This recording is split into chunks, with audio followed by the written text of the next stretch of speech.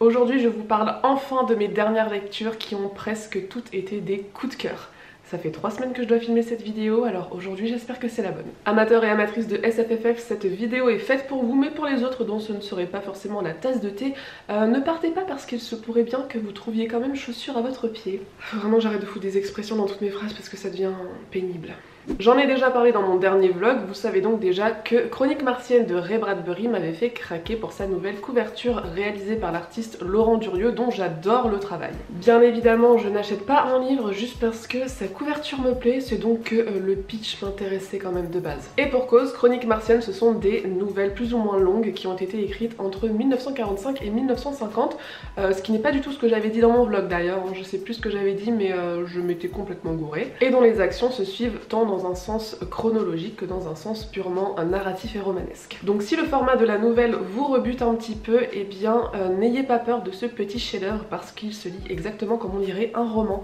Ray Bradbury nous propose une histoire très bien ficelée avec un bon gros fil rouge, mais sous forme de tableau avec des personnages qu'on ne retrouvera pas forcément par la suite, certes, mais en même temps cette histoire se déroule sur 27 ans et elle raconte l'histoire de la colonisation de Mars, donc vous imaginez bien que ça a impliqué énormément de personnes et qu'il a fallu plusieurs tentatives avant qu'elle s'avère fructueuse, donc ceci explique cela. Si Chroniques martiennes appartient au genre de la science-fiction, je trouve que cet aspect, qui est partie intégrante du roman forcément, est néanmoins presque comme une toile de fond, un décor que l'auteur aurait choisi pour venir nous parler de sujets qui lui tiennent à cœur, et j'ai adoré ça. J'ai vraiment trouvé mon compte entre ce côté purement divertissant que je retrouve à chaque fois dans la SF et qui titille mon imaginaire, et en même temps avec tous ces sujets complexes qui sont abordés, comme c'est souvent le cas d'ailleurs dans le genre. Et ici je trouve que Ray Bradbury, et je le disais déjà dans mon vlog, a écrit une très belle ode à la découverte, à l'exploration et à la différence, tout en faisant une critique assez acerbe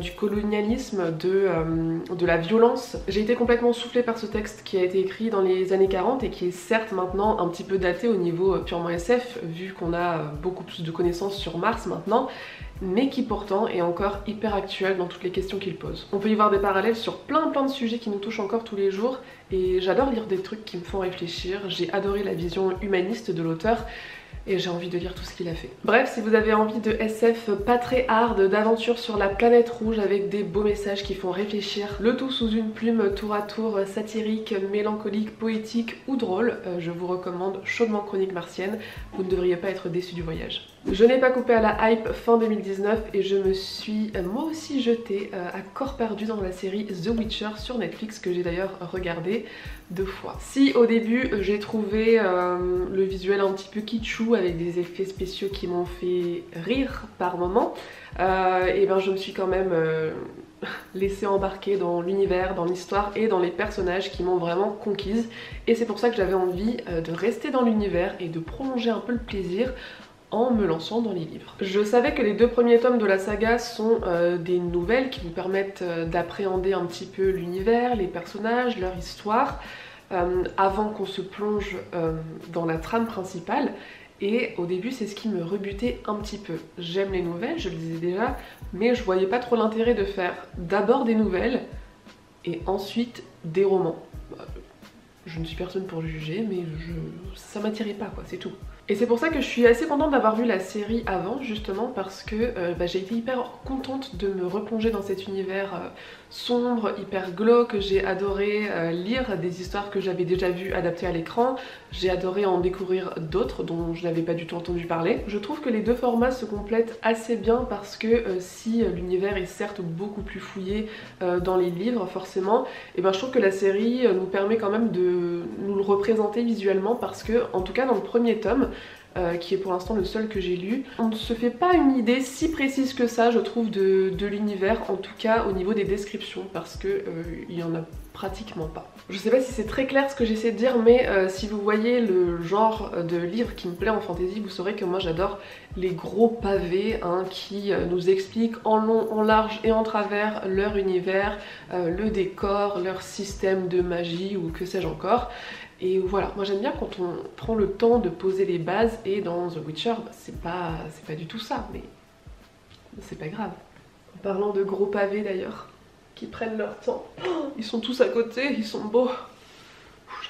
Bref, ce premier tome a été une très bonne lecture qui a su prolonger mon plaisir The Witcher et j'ai hâte de découvrir la suite. J'ai hâte d'arriver à la trame principale et de voir ce que Andrzej Sapkowski réserve à ses personnages.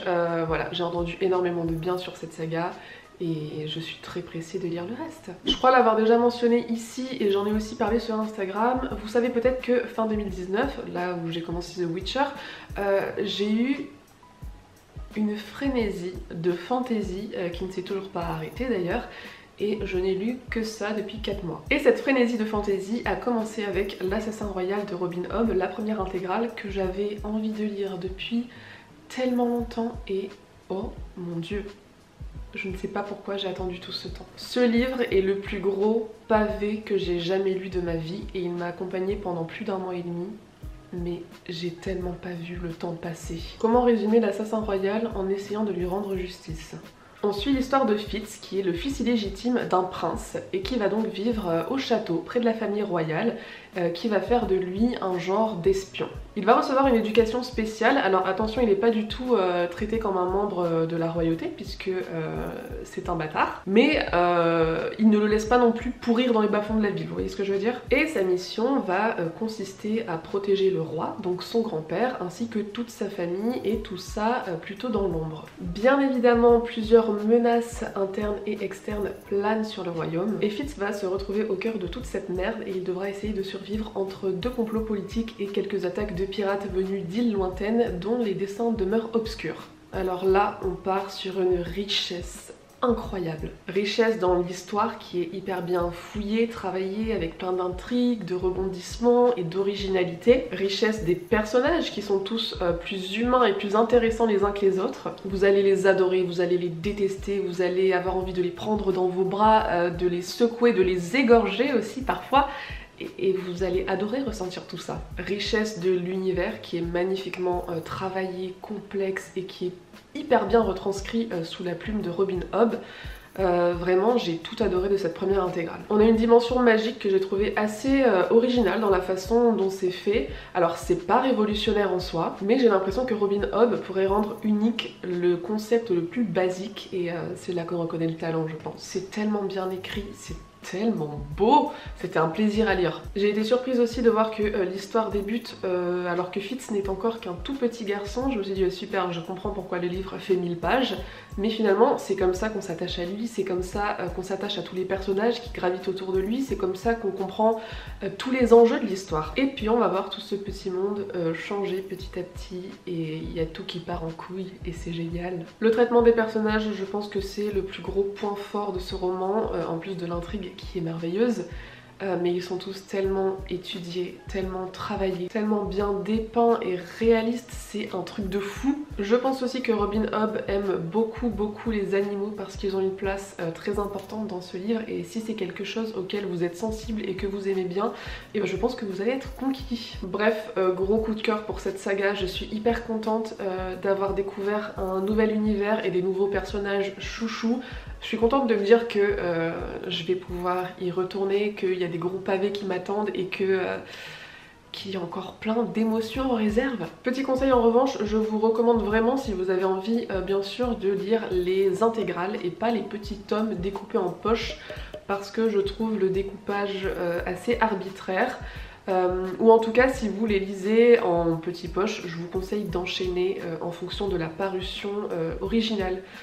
Parce que par exemple, moi j'ai lu donc la grosse intégrale et dans ce qui correspond au tome 2 en français, je trouve qu'il se passait pas grand chose alors que la suite était beaucoup plus rythmée. Donc forcément ça peut créer des déséquilibres et si vous les enchaînez pas, ça va pas être la même immersion et ça va pas être le même plaisir de lecture. Voilà, c'était le petit conseil Paper Palace. Mon dernier coup de cœur en date, car pourquoi s'arrêter en si bon chemin, c'est La Roue du Temps de Robert Jordan, que j'ai envie de lire depuis très longtemps aussi. C'est un grand classique de la fantasy qui fait partie du paysage depuis les années 90 et avec toutes les rééditions, les gens qui en parlent et la série qui arrive bientôt sur Amazon Prime, je me suis dit c'est le moment. En plus, Cornelius m'a offert le premier tome en poche, donc je me suis dit go. Il y a un nombre de tomes incalculable dans cette saga, donc sachez dans quoi vous mettez les pieds, mais ça se lit tellement bien, c'est tellement des page turners que je pense que c'est faisable en quelques mois si vous avez la déterre. Petit point format, je les lis en poche et il faut savoir que c'est un format qui a été scindé en deux par rapport à la version originale. Donc vous pouvez soit lire les grands formats qui correspondent aux tomes en anglais, ou bien vous avez le format poche qui ont été chacun coupés en deux, et là pareil je vous recommande d'enchaîner si vous lisez en poche les deux parties instantanément, sinon vous allez tout oublier et puis pareil vous arrêtez en plein milieu d'une histoire, c'est un peu nul. Bref, ici on suit l'histoire de Rand et de ses amis qui vivent tous dans un petit village paisible qui va se faire massacrer par une horde de créatures maléfiques dont personne ne se doutait qu'elles existaient réellement, et ils vont être obligés de prendre la fuite à travers tout le continent accompagnés d'une espèce de magicienne et de son gardien qui est un genre de guerrier badass. Au fur et à mesure de l'histoire, on apprend que le mal suprême risque de s'abattre sur le monde et de tout détruire et qu'il ne tient qu'à l'élu de faire en sorte que ça ne se produise pas. Ce que j'ai trouvé assez cool dans cette histoire, qui est très banale, hein, on ne va pas se mentir, c'est qu'au début du roman, on ne sait pas qui est l'élu. Ça se joue entre 3 personnages et même si nous on le devine assez vite, et les personnages eux ils ne savent pas, ils sont complètement paumés, ils comprennent rien à ce qui leur arrive.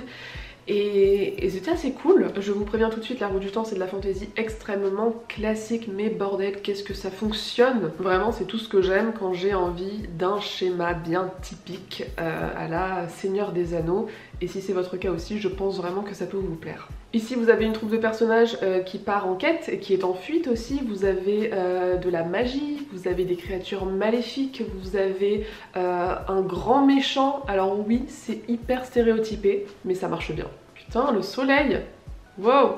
Alors c'est marrant parce que contrairement à l'Assassin Royal, j'ai pas cet engouement de ouf pour les personnages, même si forcément j'adore les suivre et j'adore leur aventure, mais je pense que c'est l'ensemble de cette recette qui fonctionne bien. Et là c'est trop surex les gars. C'est vraiment le bouquin que j'avais pas envie de lâcher. À chaque fois que je le posais j'avais envie d'y retourner, et pour vous dire je n'ai lu que ça pendant 2 mois, et ça pour moi ça veut tout dire. Genre je n'ai lu aucun autre livre à côté. C'est incroyable. Si les 100 premières pages sont quand même assez lentes à démarrer, une fois que c'est parti on est à fond dedans. Et si vous n'avez pas peur des univers énormes et très foisonnants que l'auteur prend le temps de décrire et d'expliciter, je pense que vous allez adorer La Roue du Temps. En tout cas moi je suis en détresse parce que j'ai fini tous les tomes que j'avais, donc j'ai lu les 2 tomes qui correspondent à la version originale, donc 4 poches, et on est toujours confinés, donc voilà. Je prends mon mal en patience. Voilà c'est tout pour cette update SFFF que je devais tourner depuis des lustres. J'espère que la vidéo n'est pas trop longue. Tu me diras j'ai que ça à faire de faire du montage en même temps. J'espère que ça vous aura plu, n'hésitez pas à me dire si vous avez déjà lu certains de ces livres, n'hésitez pas à me dire s'ils vous font envie. Et puis moi je vous retrouve à bientôt, oui. Je vous retrouve bientôt pour un petit vlog peut-être.